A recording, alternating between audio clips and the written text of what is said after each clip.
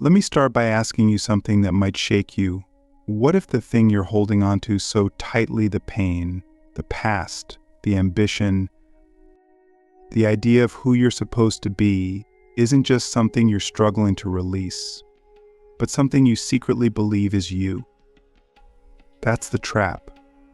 That's why letting go feels like dying. Because we don't just hold on to things, we build our sense of self around them. And this is exactly what Jim Carrey woke up to in his now legendary shift from Hollywood's funniest man to one of the most spiritually awake voices of our time. He didn't just let go of his career, his fame, or his expectations. He let go of Jim Carrey, the character, the illusion, the story he had been telling himself and the world. And that's where everything changed.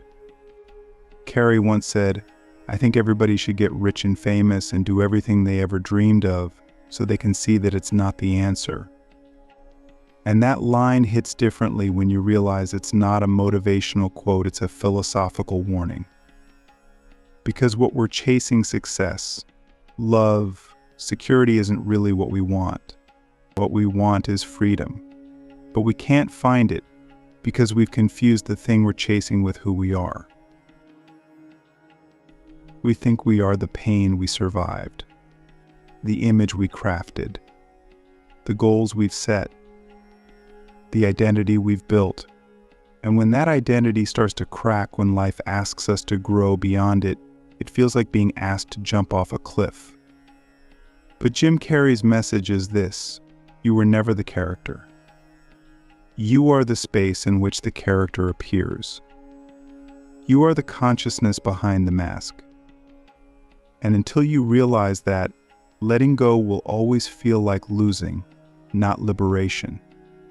This is where most people get stuck. They think letting go means giving up. That if you stop striving, stop clinging, stop controlling, you'll fall apart. But the truth is, you're already falling apart, piece by piece, from the weight of everything you refuse to release. The expectations, the shame, the constant mental rehearsal of old wounds and future fears. We hold on to stories that no longer serve us just because we've had them so long they feel like home. Click subscribe to this channel to get more profound insights. And here's the thing, the mind is designed to cling. It's built to repeat. It seeks familiarity, even if that familiarity is pain. Because pain, feels safer than an unknown peace. But that's not wisdom. That's programming. And the reason you can't let go isn't because you're weak. It's because you haven't seen the illusion clearly enough to realize you're gripping air. Let me ask you something no one else is probably asking you. What is it you're still holding on to that deep down is holding you back, but you're afraid that if you let go, but you won't know who you are anymore? That right there, that fear is the barrier. And Jim Carrey punched through it with a smile when he stood on stage and said, "There is no me. There is just things happening." He wasn't being poetic. He was describing ego death. He was telling us, you can let go when you realize you're not the one who has to hold it together. This aligns perfectly with what ancient spiritual traditions have always taught. Buddhism calls it anatta, non-self. Taoism calls it wu-wei, effortless being. The idea that our true nature isn't the name, the role, the trauma, or the dream. It's the awareness that watches all those things rise and fall. And once you realize that, something radical happens. You stop trying to let go, and letting go starts happening on its own. Because here's the truth, you don't do letting go. You allow it. The same way your hand releases an object when it's relaxed. Letting go isn't force, it's surrender. But we're so addicted to doing, to fixing, to forcing, that surrender feels like failure. We think healing is a checklist, that we have to earn our peace. But Carrey teaches us the opposite, that peace comes the moment you realize you never had to carry all this weight in the first place. So why is it so hard to trust that? Why does our mind resist the very thing that would set us free? Because letting go threatens the ego's survival. The ego lives by tension, by grasping, by identity. It needs a problem to solve, an enemy to fight, a future to control. Letting go dissolves that whole game. It says you don't need to prove, protect, or perform. You just need to be. And that's terrifying if you've never practiced being. But this is the heart of Jim Carrey's transformation. He didn't stop acting. He just stopped identifying with the act. And that's the shift we're all invited to make. You don't have to quit your job, change your name, or move to a cabin in the woods. You just have to stop believing the voice in your head that says, if I stop gripping this identity, I'll fall apart. Because you won't.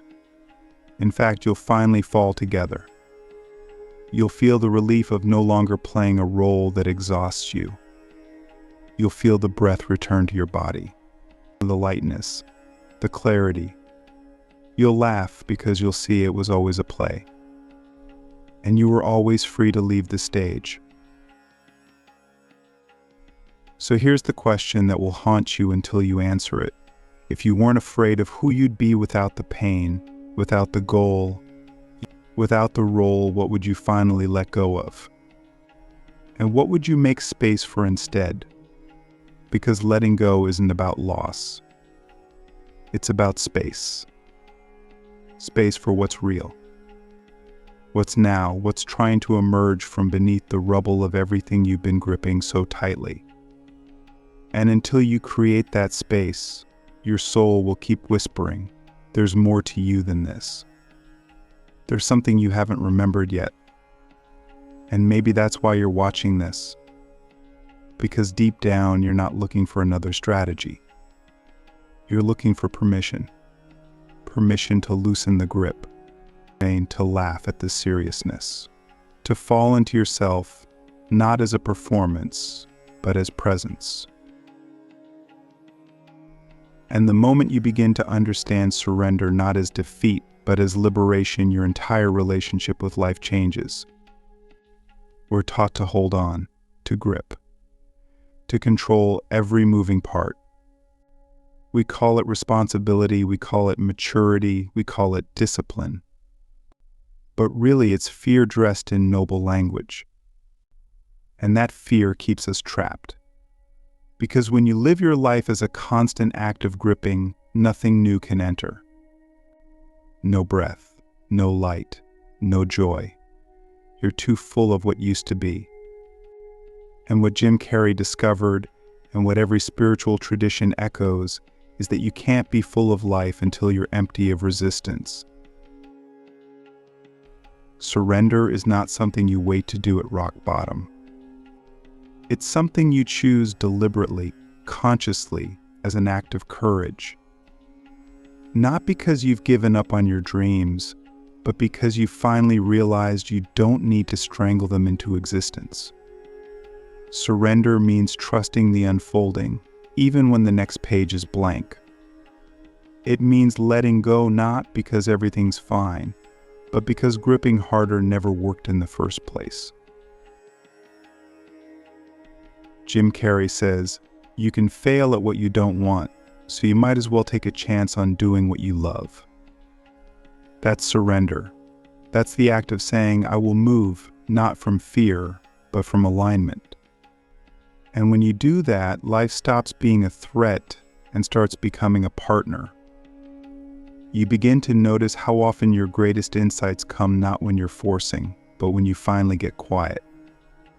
How often solutions emerge not in the noise, but in the stillness. Because surrender isn't passive, it's receptive. It's the act of opening yourself to something deeper than control, intuition, grace, presence, life itself. But to live this way, you have to do something radical. You have to stop measuring your life in terms of outcomes and start measuring it in terms of alignment. You have to stop asking, am I winning? And start asking, am I flowing? You have to stop trying to get somewhere and start realizing you're already here. There is no finish line. No one is handing out medals for who holds on the longest. And that scares us. Because without the chase, who are we?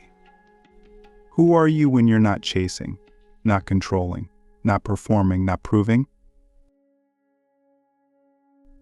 This is the exact doorway Carrey walked through when he let go of Jim Carrey as a fixed identity. He said, "The image of Jim Carrey that I always thought was me has become increasingly abstract. I'm not a person. I'm a field of energy that's changing constantly." And while that might sound like Hollywood mysticism to some, it's actually the deepest philosophical truth of all time. You are not static. You are not fixed.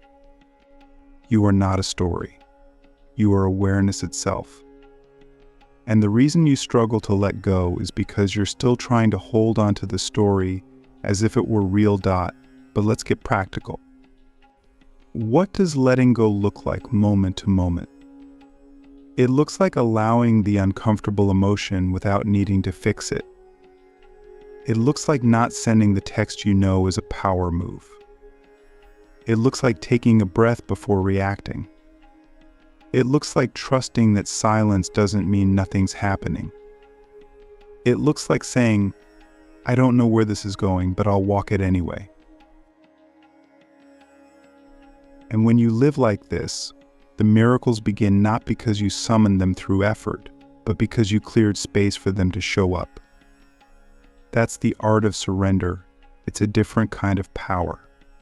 Not the power of force, the power of presence. It's the stillness beneath the noise. It's the trust underneath the question. It's the river beneath the tension of your thoughts.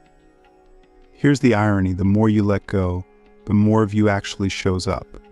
Not the curated you, not the grind set you, not the anxious you. The real you, the one that's been waiting beneath the noise, watching you struggle, whispering, "It's okay. You don't have to do it this way anymore." Jim Carrey's evolution wasn't about becoming something new. It was about unbecoming what he thought he had to be. And the same is true for you. You don't need to add more.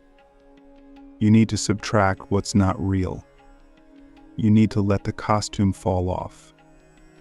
You need to stop protecting an identity that's keeping you from being alive. So I'll ask you the question that decides everything from this point forward. What are you afraid will happen if you let go? And what if the thing you're most afraid of is actually the beginning of your freedom? Because here's the truth. Life doesn't begin when you win. It begins when you release. It begins when you stop holding your breath, when you drop the armor, when you stop trying to fix everything and start learning to be with it. That's the shift. That's the turning point. Letting go doesn't mean giving up.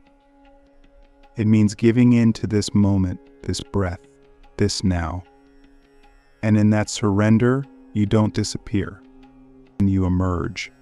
And what emerges is not someone weaker. It's someone freer. Someone who can finally breathe. Finally laugh. Finally love without fear. You don't need to be in control. You need to be in contact with what's real, with what's present, with what's true. Letting go brings you there. And once you're there, the weight lifts. The game changes. The mask drops. And your life, maybe for the first time, becomes yours. And when you finally stop holding on, when the tension in your jaw relaxes, when the inner grip around your story loosens, what you discover is not a void, not chaos, not collapse, but peace. A strange kind of peace. One that isn't excited or dramatic or filled with fireworks. It's just still. It's like sitting in a room where a loud machine has been humming for years, and suddenly it's turned off. At first it feels eerie, uncomfortable. You notice the silence. But then you begin to hear yourself for the first time. This is what Jim Carrey calls becoming weightless. He didn't mean floating above reality. He meant finally dropping the unnecessary burdens we mistake for who we are. All the shoulds, the labels, the roles from the past, the fear that says you can't let go, you'll disappear. But when you finally do let go, you realize something extraordinary. You're still here. In fact, you're more here than you've ever been. The noise wasn't your identity. The pain wasn't your personality. The goals weren't your soul. You've just been carrying too much for too long, thinking it was all you. Jim said, "I used to be a guy who was experiencing the world, and now I feel like the world and the universe experiencing a guy." That sounds abstract until it happens to you. Until one day you realize you're not in life. You are life. You're not a character playing the game. You're the awareness running the entire console. And that awareness doesn't cling. It doesn't grip. It watches. It breathes. It lets go. You begin to notice something profound. Nothing you let go of was ever really yours. Not your pain. Not your success. Not even your identity. These are all borrowed. Constructed. Temporary. Letting go isn't losing them. Letting go is returning them. Back to the flow. Back to the Tao. Back to life itself. And what replaces them? Stillness. Space. Clarity. A kind of lightness that isn't naive, it's wise. Because now you see the truth. The heaviest things in your life were never meant to be carried. They were meant to be witnessed, learned from, and released. You no longer cling to relationships that drain you because you no longer need external validation to feel whole. You no longer grip success like a lifeline because you no longer believe your worth is on the line. You no longer chase perfection because you've realized perfection was never the point presence was, and presence only enters when the grip ends. You start to live differently, not slower, but deeper. You notice the way light falls on the wall, the way someone's voice rises when they're about to laugh, the moment between thoughts where there's nothing but openness. These are not small things. These are everything. They're the essence of a life that is no longer waiting to begin. And here's the twist that no one tells you. When you let go of needing things to go a certain way, life actually starts working better. Not because you've unlocked some spiritual cheat code, but because you've finally stopped resisting the flow. You're no longer jamming the gears of reality with your expectations. You're no longer grasping at control. You're trusting, adapting, responding not from fear but from presence. This is why surrender is not a retreat. It's an arrival. The arrival of your real self, the one underneath the grip. The self that doesn't need to prove anything, perform anything, or protect anything. The self that knows how to breathe. The self that's been waiting. You don't lose yourself in letting go. You lose the idea of yourself that kept you small, afraid, reactive. You lose the script. And in doing so, you finally meet the actor beneath it all. You meet yourself not as a personality, but as awareness. As life. Jim Carrey said, "The ego is a structure, like a storm system or a galaxy. It's a collection of thoughts that we've identified with so much that we think we are those thoughts. But once you stop identifying, once you stop believing every thought is a command, the whole structure begins to dissolve. And what's left is not emptiness. What's left is peace, spaciousness, playfulness, stillness. You laugh more. Not because everything is fixed, but because it doesn't have to be. You love more freely. Not because you're not afraid of loss, but because you're no longer defined by it. You show up more fully. Not because you have all the answers, but because you no longer need them to be okay. Letting go becomes less of an action and more of a state. You live in the let go. You breathe it. You walk in it. And the world begins to respond to you differently. Not because it changed, but because you're no longer trying to force it into your frame. You're holding it loosely, lightly, lovingly. That's the ultimate lesson Jim Carrey is offering us, not a motivational platitude, but a lived truth. You don't have to hold it all together. You never did. The world doesn't need your tension. It needs your trust. It doesn't need your performance. It needs your presence. It doesn't need you to grip harder. It needs you to release. So I'll leave you with one final piercing question, the kind of question that doesn't need an answer, only your presence. Who would you be if you stopped holding on? What would emerge if you finally let go, not as a tactic, but as the truth? Let go, and finally come home.